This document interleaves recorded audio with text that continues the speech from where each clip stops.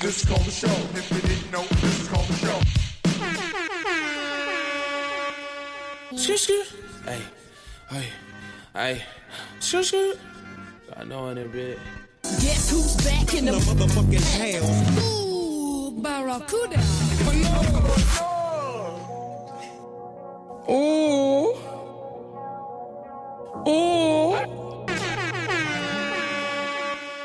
Ladies.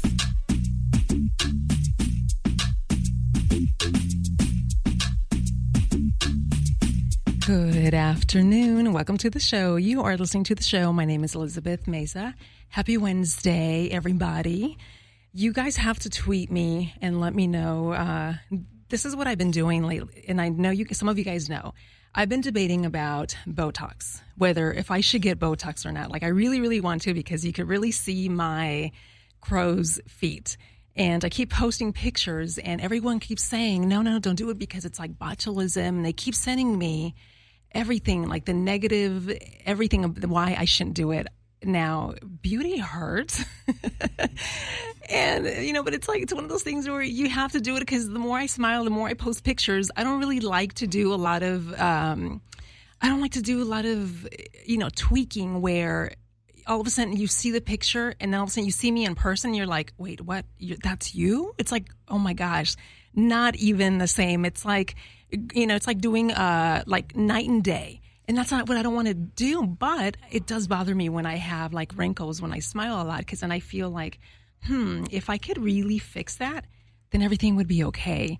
So what I'm going to do is I need you guys to send me a message, tweet me at Elizabeth Mesa, and let me know, should I do the Botox, yes or no? And if I shouldn't do it, give me a good reason why I shouldn't do it. Some of you have already expressed and told me not to do it, that I really shouldn't do it. You keep telling me no, and I think I just decided I'm going to make it a part of the show and ask you guys to, so I can finally decide whether if I'm going to do it or not. Give me the reason why, the no's. Yes, I already know, because it's just beauty and it just looks better, and then I don't have to worry about all those wrinkles, around my eyes every time I smile. I'm excited because today I've got Jeremy Miller, Rob Ashwell, and Jack London, and they're coming in to promote the movie, the film that they're currently working on, Mariguana, which they're sitting in front of me, and I cannot wait to ask them about my Botox. And I'm going to bring them in now. Welcome to the show. Hi. Thank you much. First of all, I think you're gorgeous exactly how you are. And the movie is Mariguana. Oh, Mariguana. Oh, so is it because like iguana? Yes. Oh my God. I mean, as writer-director, my childhood dream was to make a movie about a high iguana. And now Jeremy and Jack have given me that chance. But as far as Botox goes, honestly, First and foremost, all I can say with your children in the room is no. No Botox? I will say no. But on the other hand, yes, let's go with it. Let's say you did. So let's just. I will say yes. It's been my dream since I started acting to be in a film about a high iguana. So yes. To Botox. Oh, to Botox. Well, just so you know, the iguana did get Botox. That's a big story point. I mean, what a coincidence that this was the topic for the day. But, I mean, what is beauty really? I mean, honestly, if we're looking at, it's all about who finds you beautiful. Yes. The perceiver, which is one of the messages in the movie, the perceiver and the perceivee are the same thing. So if you think you need Botox, fair enough. That's Have you guys gotten Botox? No, personally?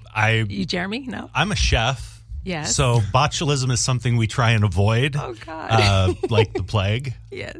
No pun intended, or maybe it was. It's not something I would do. That's just me. Okay. That's for me. It's not something I would do. Whatever someone chooses to do, hey, it's on them. Like Robbie said, I mean, if you think you need it and it's something that you want to feel better about yourself, who's to say no? Yeah. But it's not something I would do. Jack strikes me like the type that would totally do it. Ooh, how come? Yes, he does. Interesting. I can answer that and give you why I think you would say that. Yes, but why do you think that? Because you look very, like very shishy, like the type of person that really, like Holly, like very artsy type that cares about what Like Well, thank you very much. I do care about how I look, but not to the point. I'm very afraid of needles, so I'm not sure that I would be able to stick a needle into my face. That's the only thing that would concern me. But you wouldn't do it, though. Someone else will do it for you, and that they're very, fine. You don't even feel them. Fair enough. I don't know, Robbie, would you? Well, here's the thing. One, no, for a fact, I'm actually going to respond to what she said about you because I agree and I disagree to some degree. One, you're not, granted, you do look like and I think the phrase was a holly go lightly. I think that's the term we were looking for. But no, he's a man that believes in identity as an art form. He uses his identity as an art form. So he's very specific about it, but it's not because of a sense of vanity. It's more of a sense of he's using his identity to create a form of art. So I will say you're correct. He is very specific. It's more so I'm actually not from Earth. I'm an alien life form sent from Mars, and I can't leave my house without I could have told dressing you up that. like this.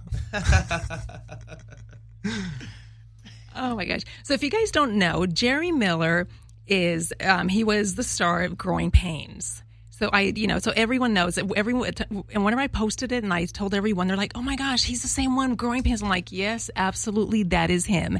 And Rob Ashwell, you're best known for your work on the High Fructose Adventures of Annoying Orange, Boys of Abu Ghraib. Did I say it right? I was going to say mostly, just animating at Cartoon Network. That was mostly what I did. But yes, a few other things. But what was that?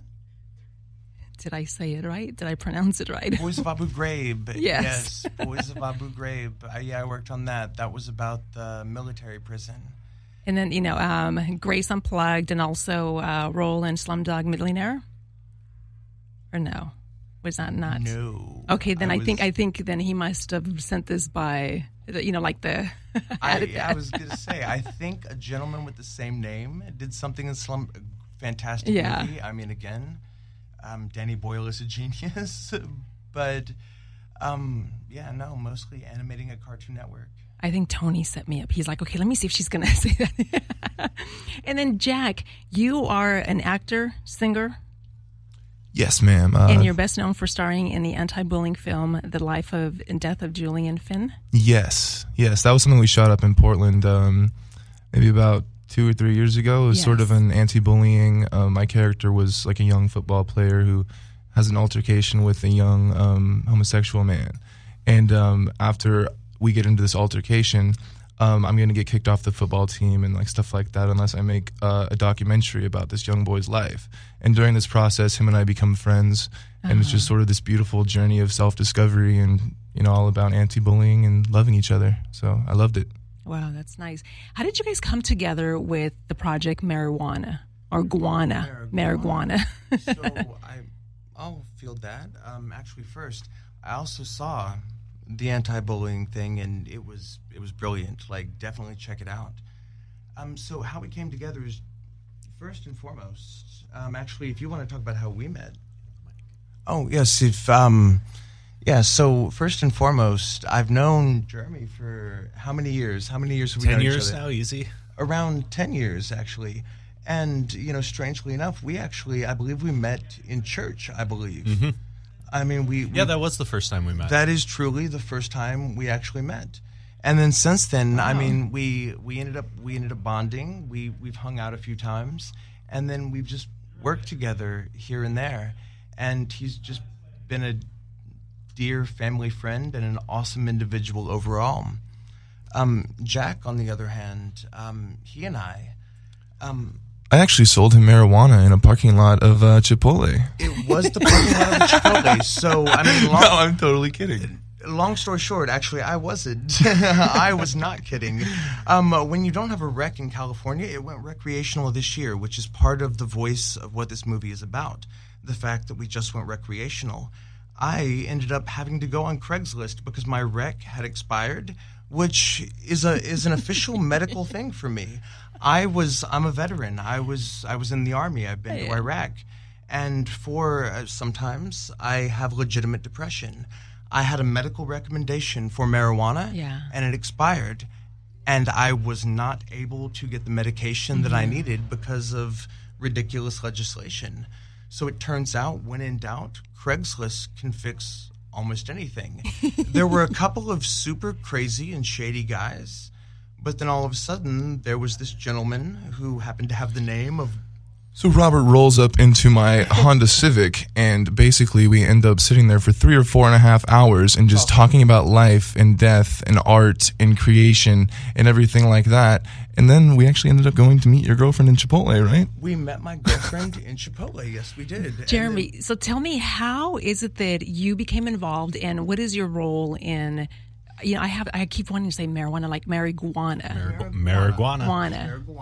Well, Robbie contacted me about it and sent me the script, and I really love the script. Yeah. That's a big thing for me. If it's something that keeps me turning the pages, it's something I'm interested in working on, and this did that. It's a very fun, very creepy in a lot of ways horror movie, and I am a big fan of the horror genre, so it was kind of an easy decision to make. That's interesting. Based on the title, I wouldn't have not known it's a horror movie. Mm-hmm. It's going to be a lot of fun. My character is, I don't know if you would call him a guru, but guru / dealer. Dealer of what? Of a mystical. We can actually, really quick, we could preface what it's about, and they can, kind of talk about who they are in it. Go for it. So essentially, the idea is, I don't know, kids, anybody out there familiar with doing like a shroom trip in the desert? Like, anybody ever, go on a journey of spiritual, exploration? I know nothing about that. Absolutely not. Me neither. I take the fifth. Yeah, I know. I was about to say, it's like you plead the fifth, right? Because I've never, ever read a tabloid, I totally believe him. So that's... Basically, these kids go out here, and the idea is that this old Native American peyote type substance that will show you your spirit animal. But in this instance, it's kind of magical, real, and cursed, and everybody kind of gets screwed. So, I mean... I'm the facilitator of all of that, essentially. I am... To facilitate that everybody gets screwed? Yes, essentially. Not intentionally, but yes. Yeah. I'm the person who holds the knowledge of this substance, of this drug, and has had it passed down through generations and stuff like that. And I provide a service to the local townspeople. I think that's a good way to put it. I think that's a fantastic. And then, so then, how does this go to where it becomes like horror? Like, how does that? How does it take a turn for that? My character is actually the young bad boy James Dean River Phoenix, if you will. And I get this group of kids together because I'm the one that has the connection to his character, to Jeremy's character. Yeah. And you're not supposed to smoke this drug if you've had like a horrific past, if you've done anything wrong, if you've killed anybody, if you've raped anybody, if you've done anything tragic. Yeah. In my character, when I was 10 years old, my father used to hurt me and my sister. So I pushed him off of a roof. Mm-hmm. And Robbie? Well, before I go, I'm actually going to turn the question back. So, out of curiosity, have you ever been on like a bad trip ever? No. But have you known anybody that has? Like, can you recount anybody you've known that has been on like a bad trip of any sort? Oh, gosh. Okay, so here's like, my brain's going to like bad trip as in like because like a drug bad trip, or bad trip as in like a physical... a drug bad trip. Like if you do, yeah. You know what? I haven't, because I honestly I actually talked about this on my show last week. I am so clean. Like the only thing that I've done ever is like, of course, like drink, and then I've smoked like cigars, cigarettes, and then I tried weed, and I did that with my kid's father. Because he's like a huge weed smoker, and he's like, here, why don't you try? We tried it, and then we realized, okay, it's not for me. I can't do it because it has, and it's for me, it's like an aphrodisiac. For like, I know most of people, it gets them really sleepy, tired. They munch on stuff. Hold on. What does it do to you, Rob? No, I was just stopping at the term aphrodisiac. Like, wait, no. Before we go any further. I mean, would you elaborate? Like, what do you mean? Like, I'm just curious. Like, well, but see, I don't know anybody that I don't know anyone that's gone like on a bad trip of when they take anything. that's why I was asking, like, okay, what kind? It is not fun. Yeah. Oh, right. No, I didn't Wait, do that. did it? No, wait. Wait, Jeremy? No, I was going to say, out of curiosity, would you, for the film Mariguana,